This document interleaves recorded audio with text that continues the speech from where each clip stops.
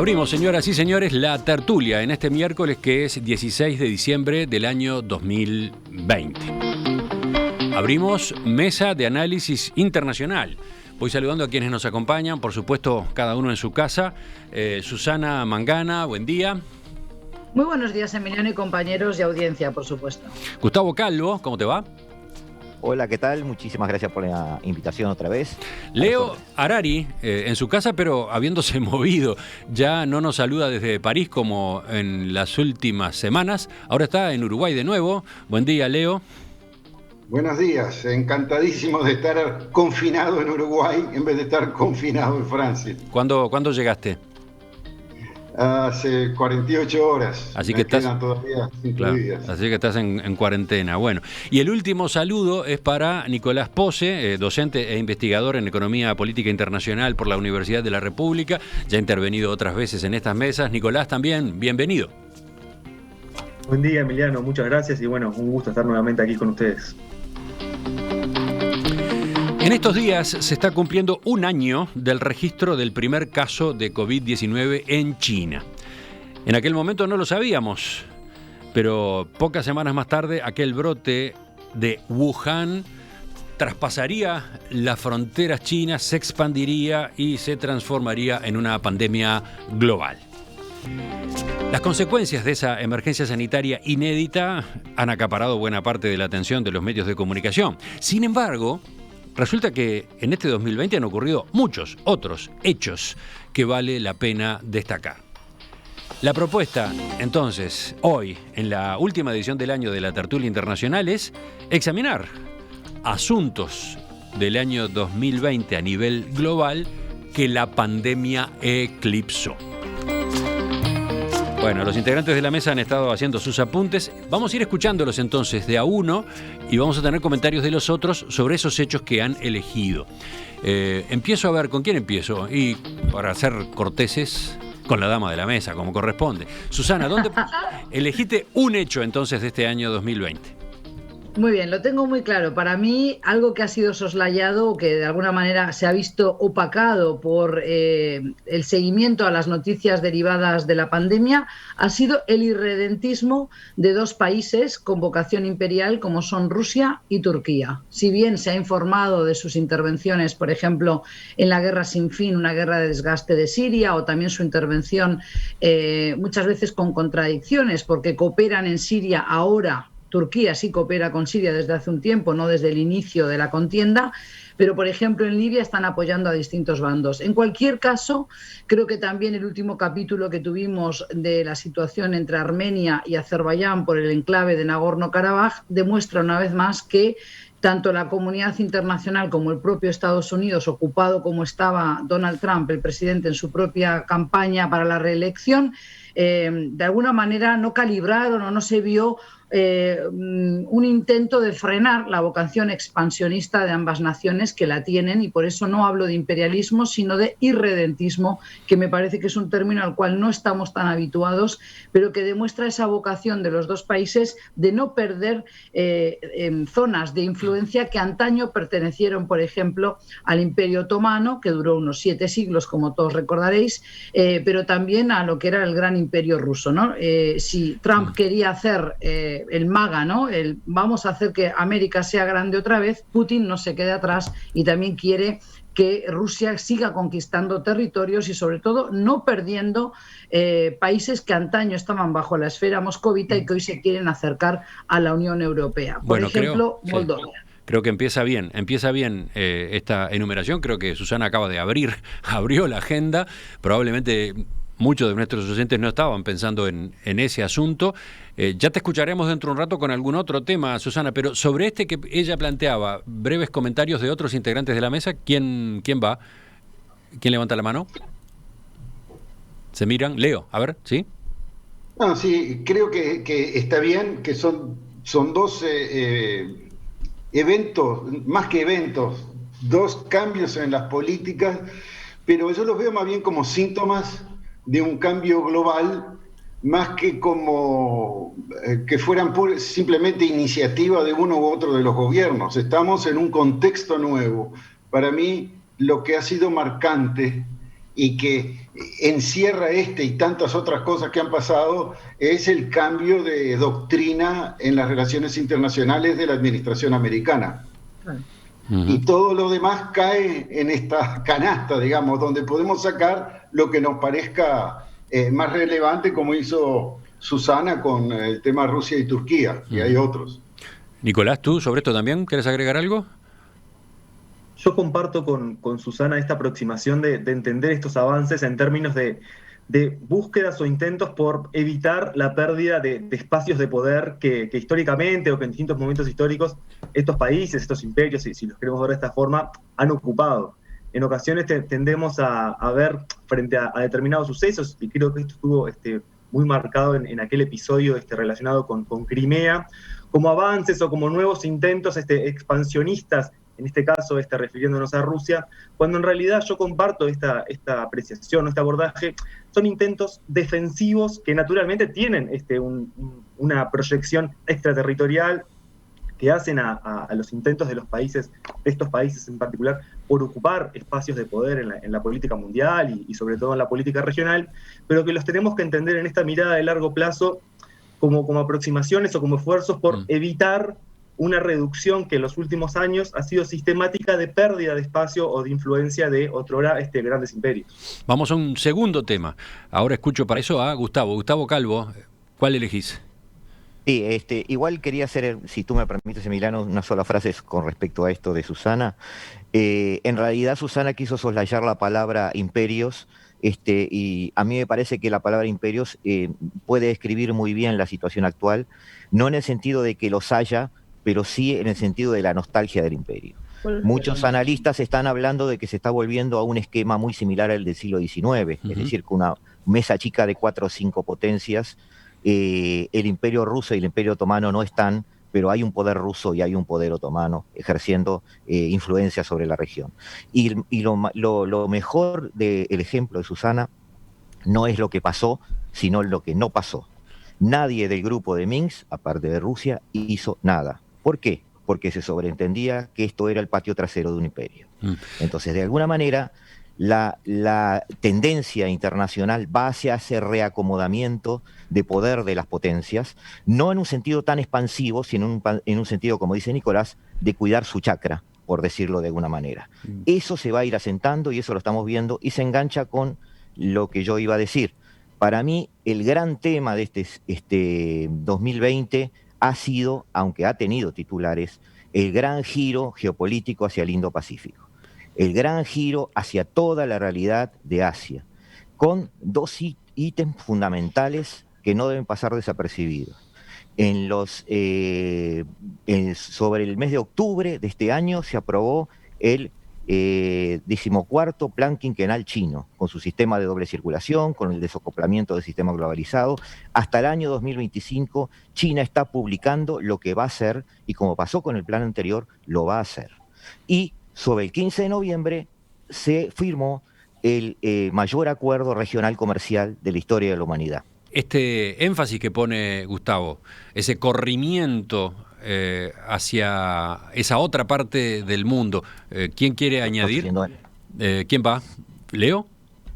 Bueno, efectivamente yo creo que toca un punto importante, y Gustavo, en el sentido del reordenamiento de los poderes en el planeta. Sin duda alguna ya esto venía de antes y es parte de un proceso, y si se aceleró por lo que decíamos hace unos minutos, el cambio de doctrina americana con respecto a su presencia en el mundo. El cambio de doctrina de Estados Unidos.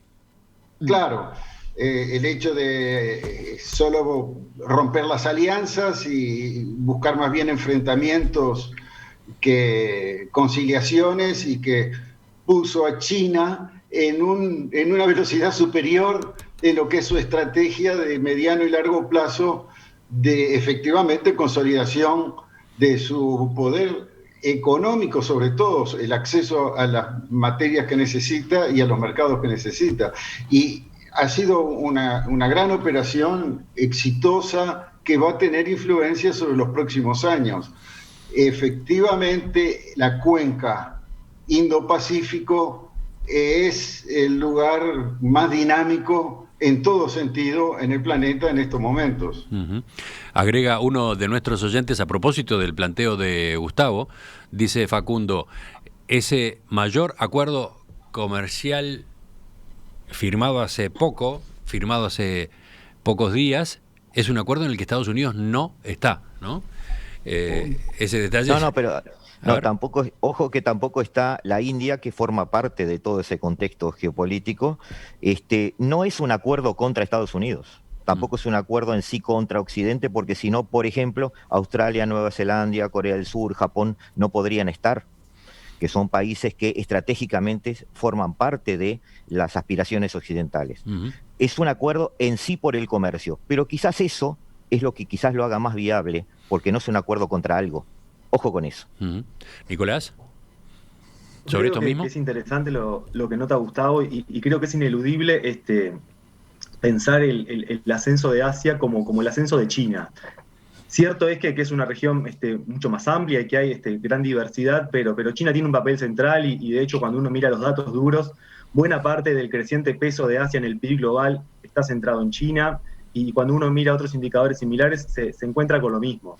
Y yo creo que la pregunta que surge para los próximos años y para las próximas décadas es qué modelo de relaciones internacionales esa región va a impulsar hacia el resto del mundo, qué modelo de relaciones políticas y qué modelo de relaciones económicas. Este acuerdo que notaba Gustavo, que tiene una gran importancia, de hecho muestra ya algunas variantes en términos de cómo organizar las relaciones económicas internacionales. Si uno mira los capítulos específicos que contiene este acuerdo, tiene divergencias con, por ejemplo, el acuerdo que en su momento se veía como una competencia, esta iniciativa, que es el Acuerdo Transpacífico, que luego se terminó reformulando tras la salida de los Estados Unidos. El tipo de cosas negociadas y el tipo de cosas que queda por fuera nos habla o nos da algunas indicaciones de qué modelo o de qué tipo de globalización o de regionalismo se estaría impulsando desde la región asiática, y bueno, entender eso es bien importante para pensar cuáles van a ser las reglas y las estructuras que van a gobernar los intercambios económicos en los próximos años. Susana, vas con... Sí, muy breve. ¿Sí?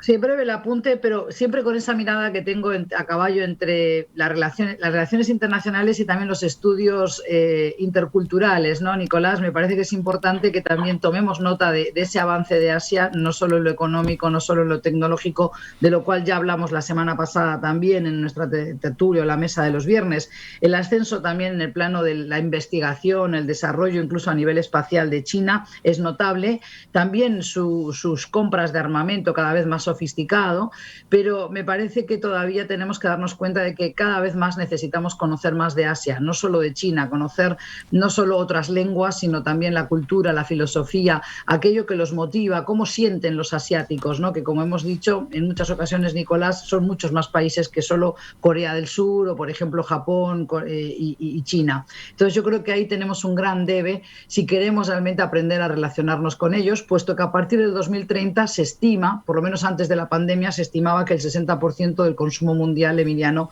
iba a estar instalado en Asia-Pacífico, y el 60% de la clase media mundial también iba a estar instalada en Asia-Pacífico, con lo cual es para allí a donde hay que mirar comercialmente, y para poder comerciar en el largo plazo no se puede solo talentear, hay que realmente tener otras herramientas culturales para poder siempre dialogar mejor con el otro, establecer alianzas de largo aliento.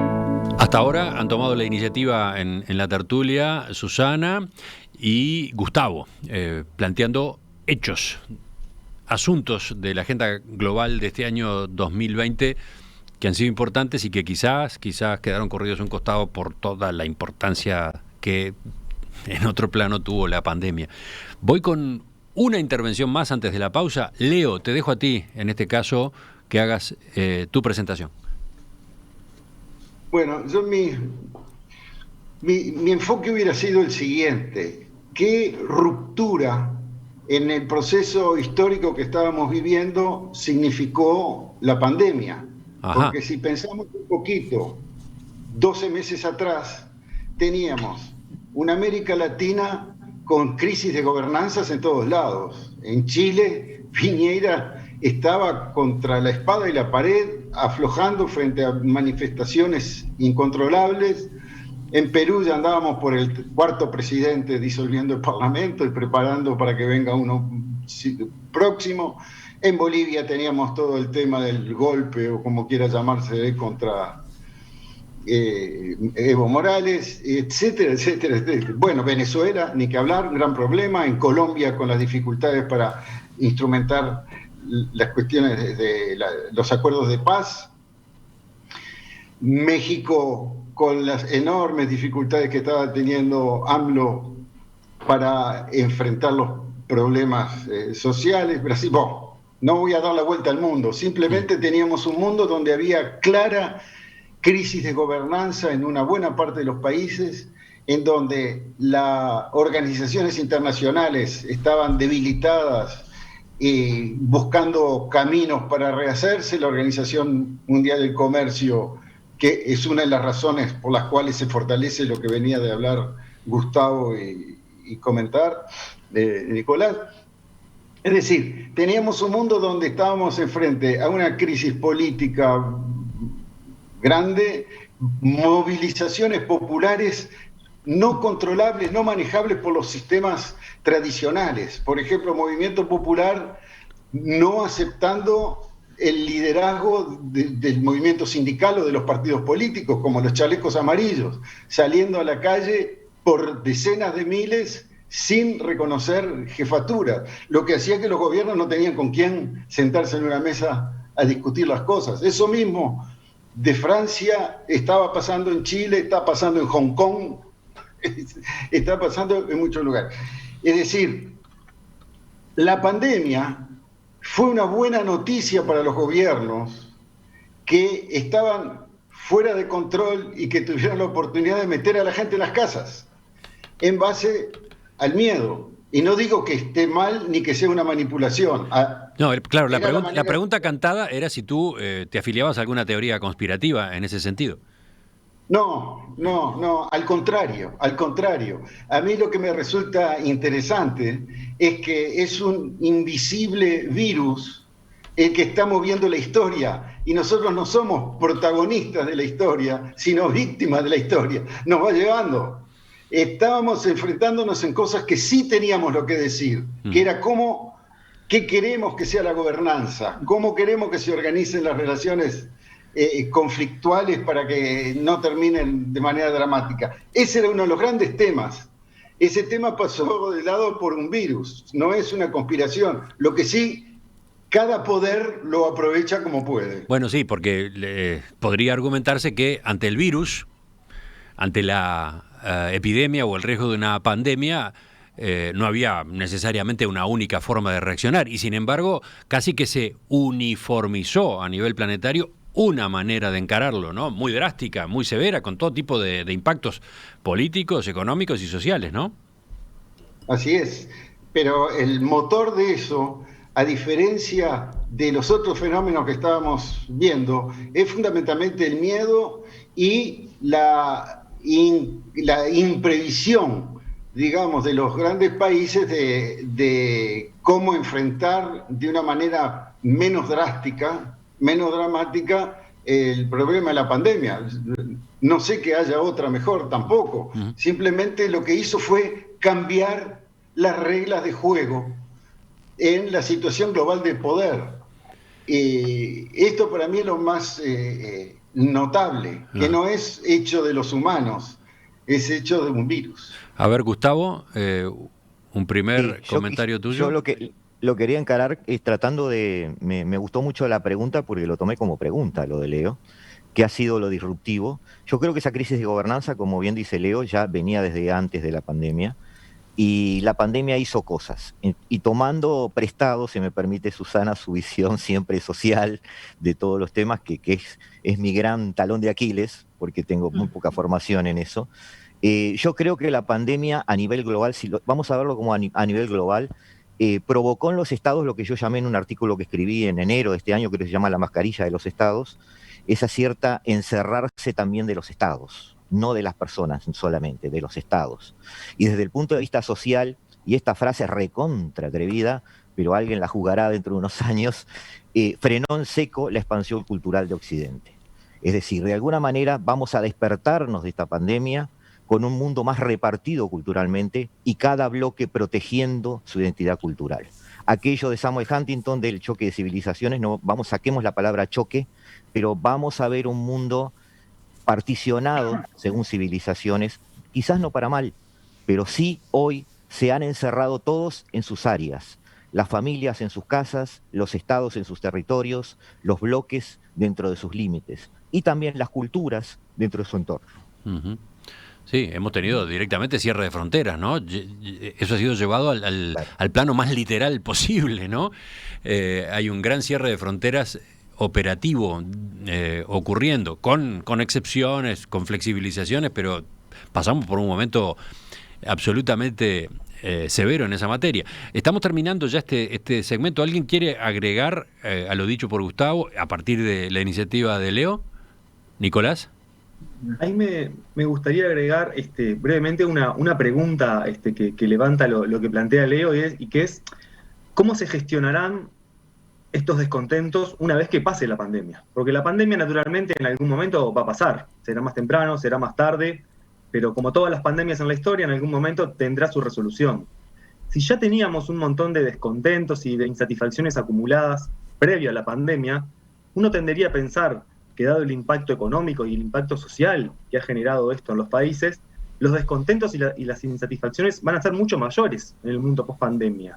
¿Qué capacidad tendrán los países, los estados y las sociedades de gestionar estas tensiones? Creo que es una pregunta que no tiene respuesta, pero que vale la pena tener allí en consideración, porque tal vez vayamos hacia un mundo más conflictivo o en el cual estas tensiones emerjan con incluso mayor frecuencia que en el pasado. Ya volvemos, ya seguimos en esta edición especial de la Mesa de Análisis Internacional.